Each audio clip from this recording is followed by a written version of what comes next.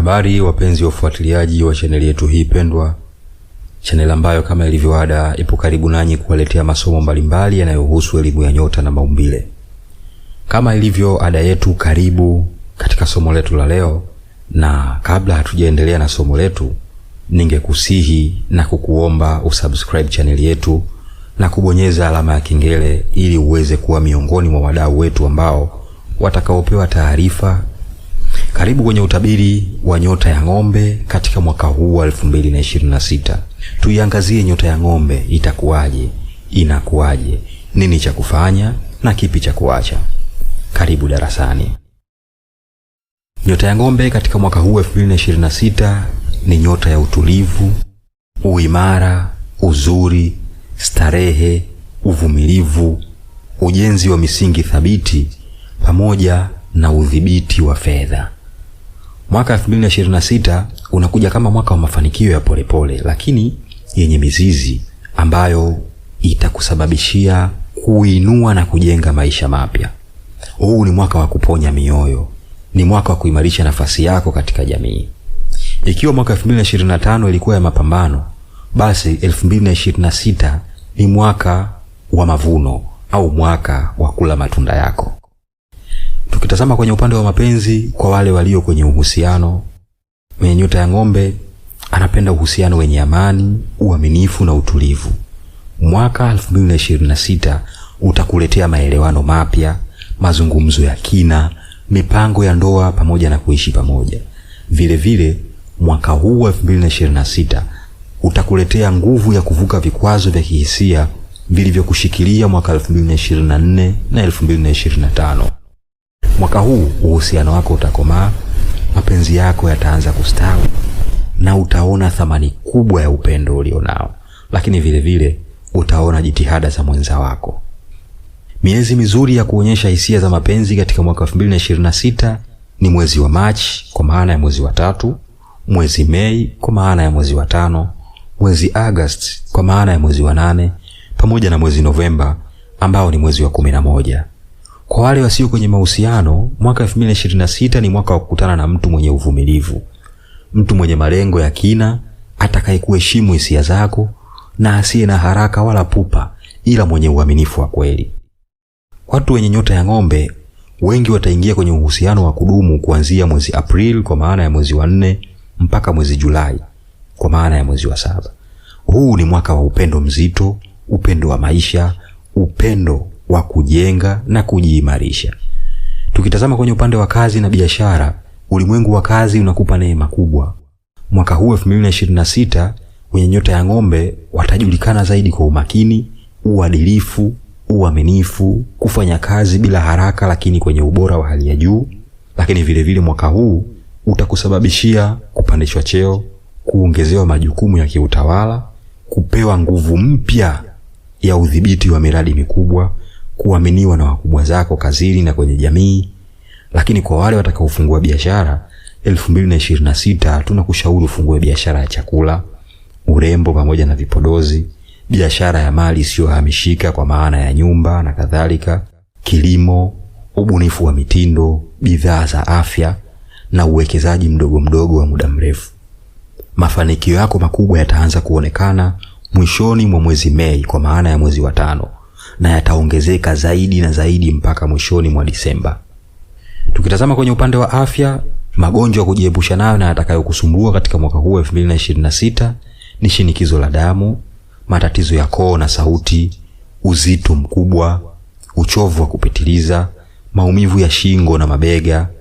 Lakini vile vile kuna hatari ya ugonjwa wa kisukari kwa wale wanaokula vyakula vitamu kupita kiasi. Ushauri wetu wa kiafya kwa mwaka 2026 kwa wewe mwenye nyota ya ng'ombe, zingatia kula kwa ratiba na kupata mlo kamili. Fanya mazoezi mepesi kila siku, lala kwa uchache masaa 7 mpaka masaa 8. Lakini epuka kula sana kutokana na hasira au mawazo. Afya yako itaimarika zaidi kuanzia mwezi Septemba kwa maana ya mwezi wa 9. Tukitazama kwenye upande wa fedha, wenye nyota ya ng'ombe ni nyota inayovuta fedha kwa utulivu mkubwa. 2026 ni mwaka wa kipato kipya kutoka kwenye kazi au biashara. Ni mwaka wa kujiongezea akiba, Ni mwaka wa kutimiza malengo ya kifedha. Ni mwaka wa kupata miradi mikubwa. Lakini tahadhari za kifedha: usiingie kwenye mikopo ya haraka. Epuka kuamini marafiki kwenye swala linalohusu pesa nyingi. Weka vizuri kumbukumbu za matumizi yako na mapato. Fursa za kifedha unatakiwa kuwa makini nazo. Zingatia ardhi na majengo, lakini kuwa makini katika uwekezaji wa muda mrefu.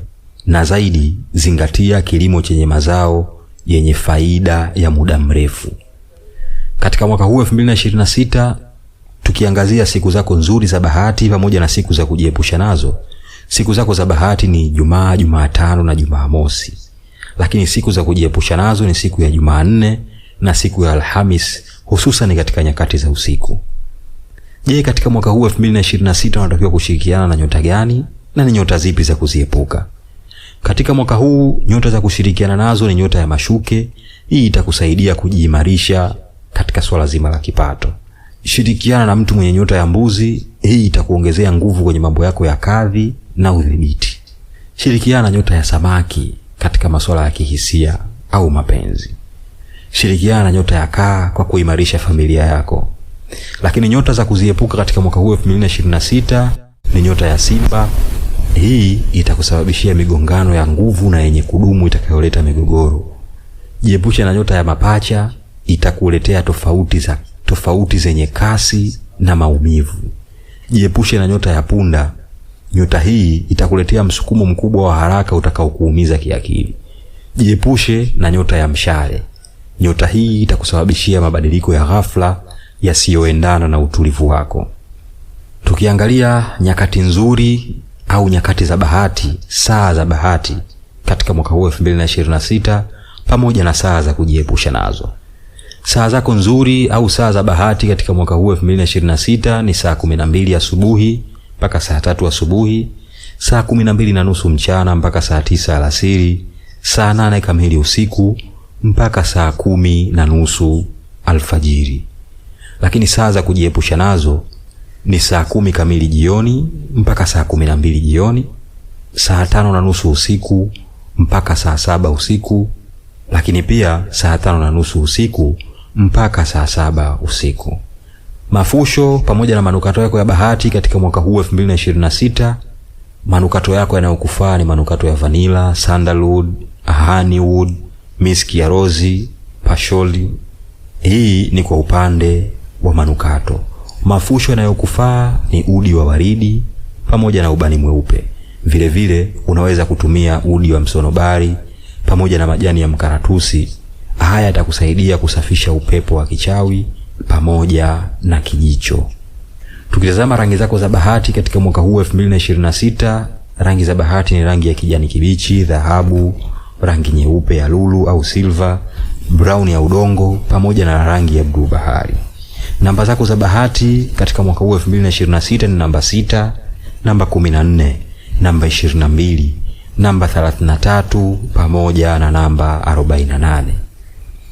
Ndoto ambazo unaweza kuziota katika mwaka huu 2026 na utaziota mara nyingi. Utaota ndoto zinazohusu bustani au mashamba yaliyonawiri. Hii ni ishara ya kufanikiwa. Utaota nyumba mpya. Hii ni ishara ya ustawi wa kifedha au kukua kwa kipato chako. Utaota wanyama kama ng'ombe au farasi. Hiyo ni ishara ya uthabiti, kuthibitishwa kwa ukomavu wako. Unaweza kuyaota maji yaliyotulia au yaliyotuama. Hiyo ni amani ndani ya nafsi yako. Unaweza kuota unaokota pesa, ni kupokea baraka mpya na mafanikio. Lakini ukiota ndoto ya kuanguka, hiyo ni ishara ya kuchoka na kupungua kwa hisia zako. Jipumzishe. Majanga au changamoto za kujiepusha nazo katika mwaka huu 2026. Majanga hayatakuwa makubwa sana, lakini tahadhari ni muhimu. Tunakushauri usiwe na maamuzi ya kukurupuka. Jiepushe na watu watakaokuomba pesa bila mpango. Linda nyaraka zako muhimu, hususan katika mwezi April, yani mwezi wa 4. Epuka kutafsiri vibaya maneno ya watu wako wanaokuzunguka au wapendwa wako. Lakini mwisho kabisa, angalia afya ya moyo wako na chunga shinikizo lako la damu. Mwaka 2026, ushauri wetu mwaka huu kwa wewe mwenye nyota ya ng'ombe: tunakushauri uwe na mipaka. Usipende kujibebesha mizigo isiyo yako. Jiamini. Huu ni mwaka wako wa kujenga misingi mipya na kufikia malengo yako. Lakini vile vile fanya maamuzi bila woga. Bahati itakuwa upande wako kwenye kila nyakati. Punguza hofu ya mabadiliko. Hiyo ndiyo njia ya mafanikio yako mapya. Jipe zawadi mwenyewe. Usiishi kwa kujituma tu kila siku bila kujitafutia kitu kitakachokupa furaha. Na mwisho kabisa, linda amani yako. Hiyo ndiyo chanzo cha nguvu na mafanikio yako. 2026 ni mwaka wa kuimarika, kupata utajiri, kujenga nyumba, kuimarisha hisia za kimapenzi na kifedha, lakini ni mwaka wa kuanza ukurasa mpya uliotulivu wenye neema nyingi sana. Asante wapenzi wafuatiliaji wa chaneli yetu hii pendwa kwa kuwa nasi kuanzia mwanzo mpaka mwisho wa somo letu. Nikusihi uendelee kukaa karibu nasi. Tukutane wakati mwingine kwenye somo lijalo. Bye bye.